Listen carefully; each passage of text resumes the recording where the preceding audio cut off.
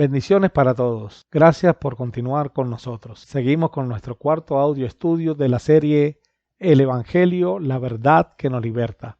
En el audio anterior estudiamos acerca de la relación existente entre el Evangelio y el bautismo. El Evangelio es la muerte de Cristo por nuestros pecados, su sepultura y su resurrección al tercer día. Y el bautismo es la obra de obediencia donde participamos del Evangelio. Es decir, es en el bautismo donde morimos, somos sepultados y resucitamos juntamente con Cristo para una vida nueva. Es en la obediencia al Evangelio, en las aguas del bautismo, donde la gracia de la salvación llega a nuestra vida, ya que nuestros pecados son perdonados y recibimos el regalo del Espíritu Santo, según Hechos capítulo 2, versículo 38.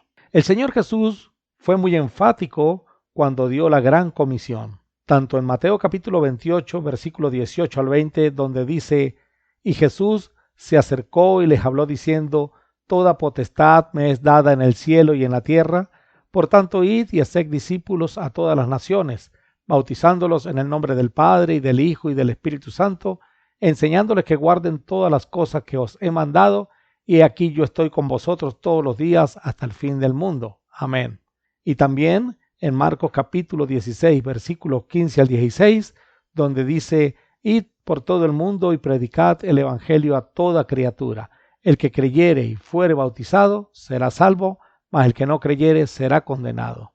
Tanto en la comisión dada en Mateo, así como en la de Marcos, el mandamiento es el mismo: predicar y enseñar acerca del bautismo. Por lo que podríamos preguntarnos, si el bautismo no es necesario para la salvación, ¿por qué lo manda en la gran comisión en los dos textos antenombrados?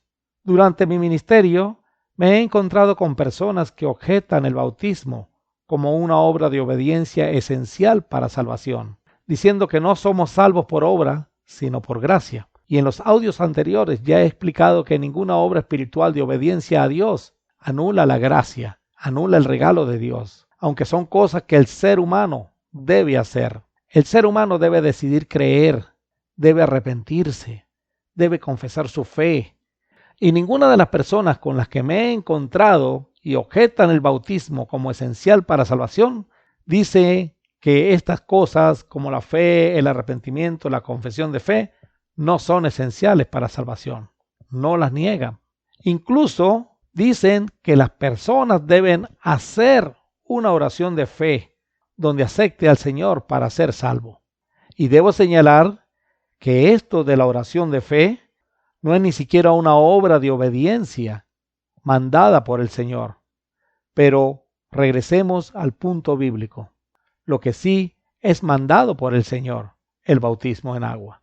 De la gran comisión del Evangelio de Marcos me han hecho varias preguntas. Leamos nuevamente este texto.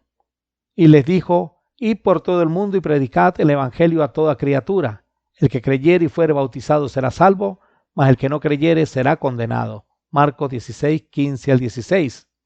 Según este texto, tres cosas son necesarias para la salvación. 1. Escuchar el evangelio. Jesús dice: vayan por todo el mundo y prediquen el evangelio. 2. Debe creer en el evangelio. La Biblia dice: el que creyere. Y 3. Debe obedecer el evangelio. Sigue diciendo: el que creyere y fuere bautizado será salvo, mas el que no creyere será condenado. Las tres cosas son necesarias, pues una criatura de Dios debe escuchar el evangelio para poder creer en él mismo. Es la fe que agrada a Dios, la que viene producida por oír la palabra de Dios. Luego de escuchado el evangelio y de saber lo que Cristo hizo por esa persona, ésta decide si creer y aceptar el sacrificio de Cristo para su vida, es decir, si permite que Jesús, con su sangre derramada en la cruz, pueda hacer expiación por su pecado. Muchos, cuando llegan a este punto, rechazan el sacrificio de Cristo. Bien dijo Isaías: no todos obedecieron el evangelio. Pero si la persona decide aceptarlo, ahora le corresponde hacer un acto de obediencia para que ese sacrificio se haga realidad en su vida.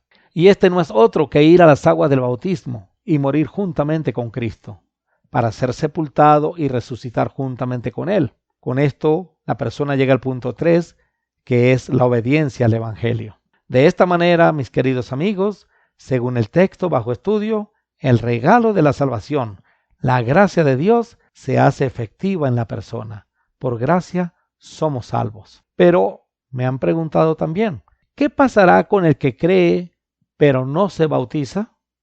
La respuesta a esto puede ser muy subjetiva y en verdad no me corresponde a mí darla.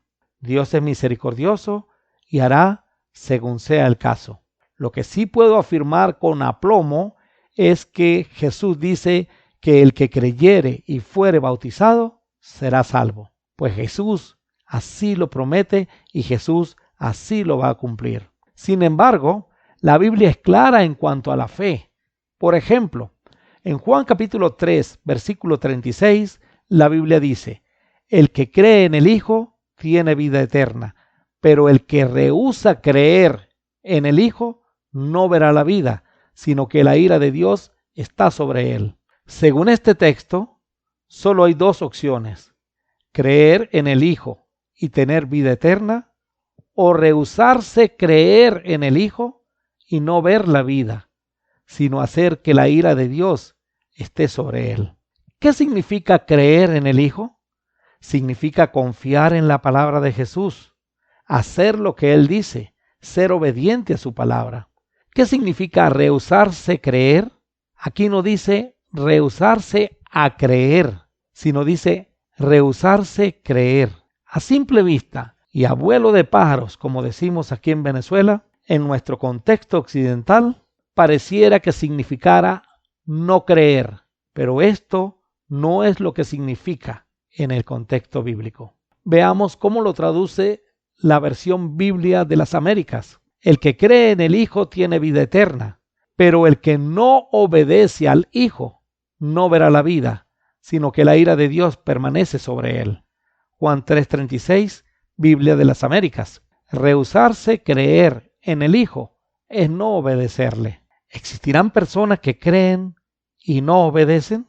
Claro que sí, y ya de hecho hemos estudiado. Son aquellas que creen en el sacrificio pero no lo aceptan para sí. Son aquellas que le llaman Señor, Señor y no hacen lo que Él les dice. Creen pero no obedecen. Entonces, según la Biblia, se rehúsan creer. ¿Eres de los que creen según el contexto bíblico? Si es así, no retardes más tu obediencia a Dios.